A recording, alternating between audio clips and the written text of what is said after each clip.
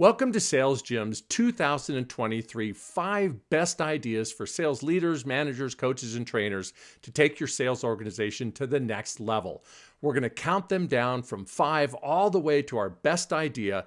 And the best part of it is that all these practical ideas come from sales managers and leaders and trainers and coaches that we've worked with over the last year that told us these are the ideas that they took action on that had real impact on their team's performance. All right, so let's look at number 5 in our countdown, which we call getting your sales messaging sorted out. And what we suggest is you use a 3x3 formula to make that happen. And here's what 3x3 means. It means focusing on 3 of the most basic fundamental questions any decision maker has when they meet with members of your sales team, and giving your sales team 3 bulleted answers or 3 different talking points to each one of those questions.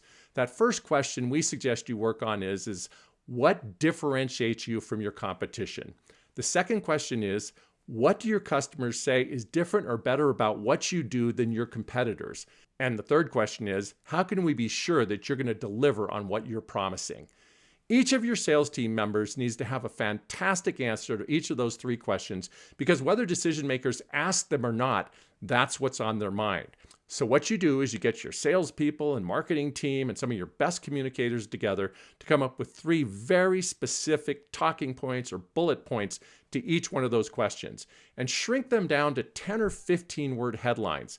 And then distribute those out to your sales team and your coaches and managers and trainers and such, so that they can practice developing and putting into their own words how to answer those most basic questions, like what differentiates you from your competition.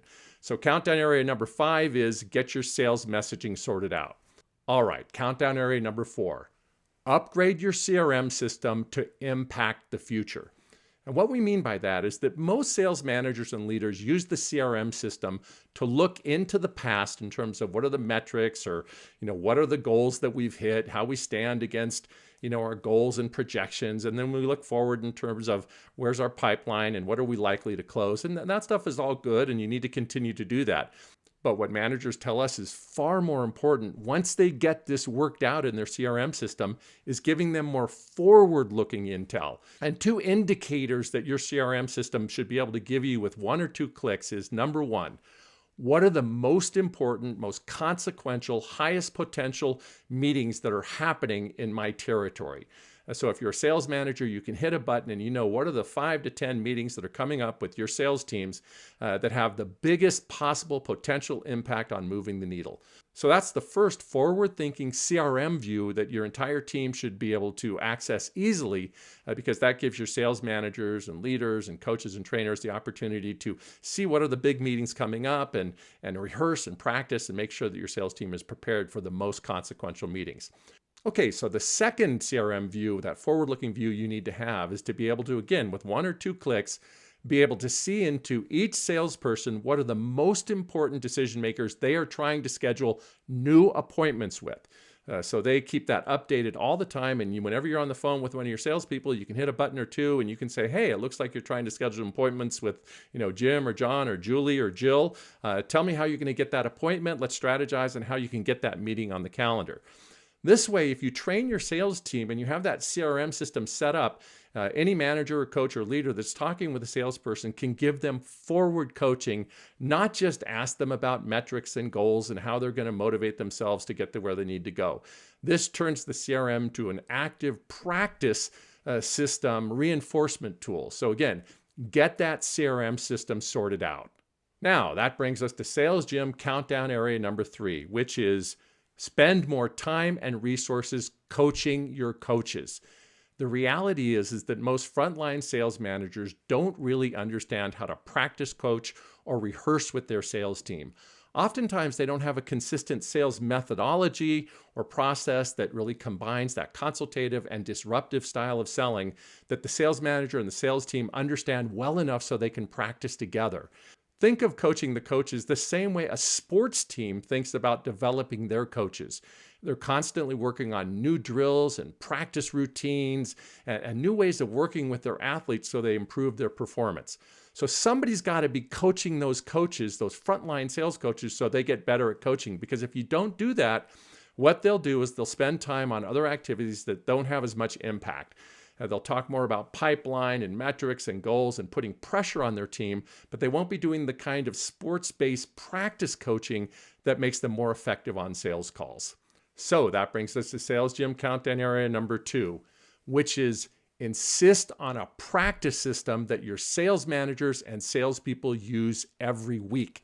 What we mean by that is the sales leaders need to set up a practice system so that sales managers and coaches and trainers and their salespeople can practice together and get better at the core skills of influence and selling. So they can practice how to set the ideal agenda, which gives that ask, listen, understand trajectory to all of their sales meetings. How to ask those better questions, how to communicate differentiating factors that have real impact. How to use summaries in the sales conversation in such a way that really resonates with the decision makers you're meeting with. How to close, how to present in a way that's more concise and more to the point. See, these are all areas that you could practice, but if you don't have a practice system set up with dedicated practice time each week, your people are not going to practice and their improvement trajectory is going to be very slow. You can contact us if you'd like more information on how to do that. We help companies set up practice systems all the time. So that brings us to our Sales Gym Countdown area number 1. This is the area that most sales leaders tell us had the biggest impact on improving their sales team.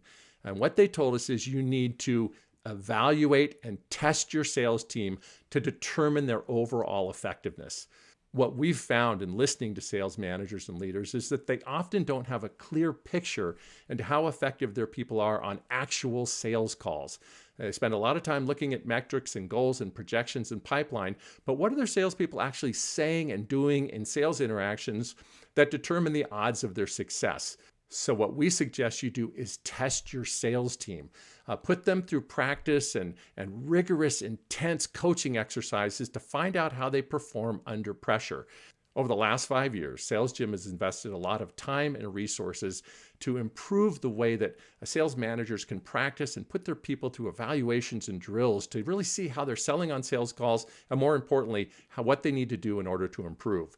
So if this resonates with you, send an email over to Kumi Fisher and she'll show you how we can help you to evaluate and test your sales team so you can put them on a faster growth and improvement trajectory to make 2023 your best year ever.